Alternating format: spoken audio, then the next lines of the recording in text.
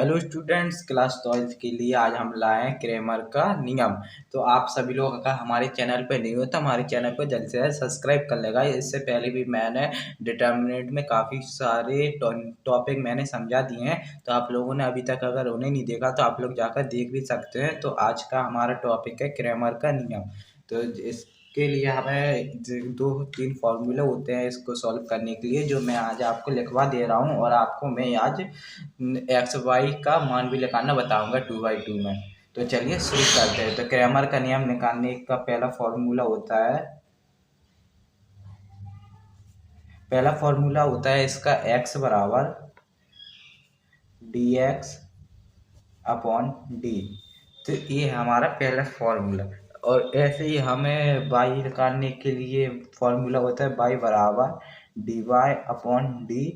और ऐसे ही z निकालने के लिए फॉर्मूला होता है z बराबर dz अपॉन डी। तो ये होते हैं इसके फॉर्मूले। तो आपको मैं आज एक सवाल समझा देता हूँ कि कैसे होते हैं। तो पहला सवाल आप लोग नोट करिए। 3x माइनस 2y बराबर 5 और 4x प्लस y बराबर 14। तो ये हमारा आज का सवाल। तो इसको निकालने के लिए हमें क्या करना पड़ता है, इससे पहले जो x के साथ हो हमें वो संख्या लेनी हो, जो y के साथ हो वो संख्या। तो इसको हम डिटर्मिनेंट के अंदर लिखेंगे। तो ये है 3 4, x के साथ है 3 और 4। ऐसे ही y के साथ है -2 और ये अकेले y है तो इसको हम लिखेंगे 1। तो ये हमारा आएगा d बराबर, जो मॉडुलस a होता है उसको हम डिटर्मिनेंट a होता है जो उसको हम उसी की जगह पे हम अब d लिखेंगे। तो जैसे मैंने आपको सॉल्व करना बताया था इसको वैसे ही सॉल्व करेंगे। 3 × 1 तो ये आएगा 3 और ये 4 × -2 तो ये आएगा -8 और एक माइनस बीच में आएगा तो ये आएगा -8 और एक माइनस बीच में है तो ये आएगा 3 + 8 बराबर 11।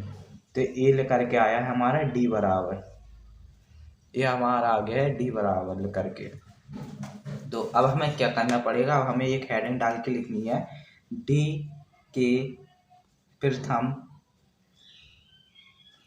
कॉलम अचर पदों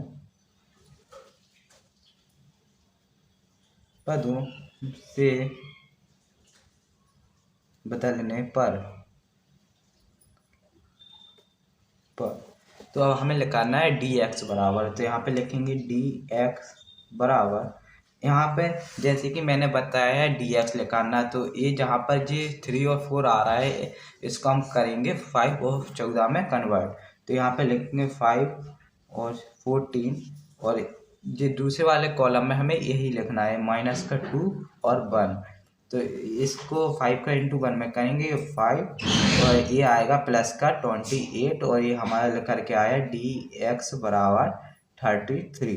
तो ये आ गया हमारा dx बराबर। अब हमें इसको इस फॉर्मूले में रखना है। तो यहाँ पर हम लिखेंगे x बराबर, ये है dx। तो dx हमारा क्या निकल के आया है, ये आया है 33। तो यहाँ पे हम लिखेंगे 33 अपॉन और यहाँ पे है d।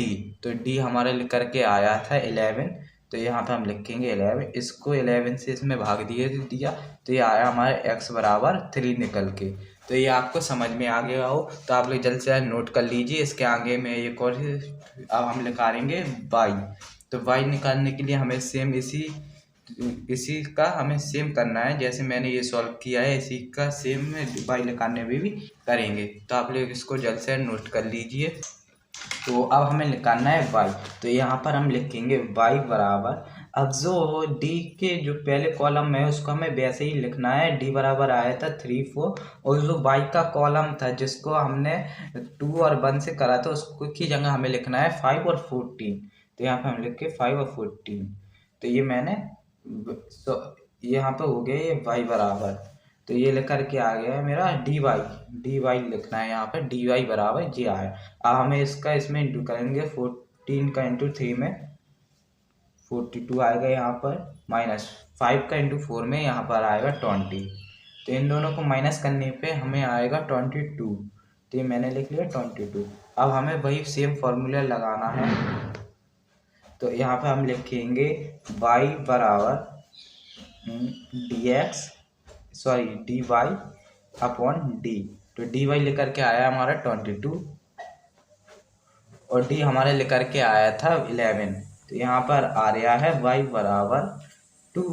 तो यहाँ पे मुझे पता है कि आप लोगों को आज का ये सम समझ में आ गया और ऐसे ही हम कल 3/3 XYZ का मान निकालना सीखेंगे। तो आप लोग कल की वीडियो बहुत इंपॉर्टेंट होने वाली है, आप बिल्कुल भी मिस नहीं करना, नहीं तो आप निकालना भूल जाओगे। तो चलिए अब हम मिलेंगे आपको नेक्स्ट वीडियो में, तब तक के लिए बाय।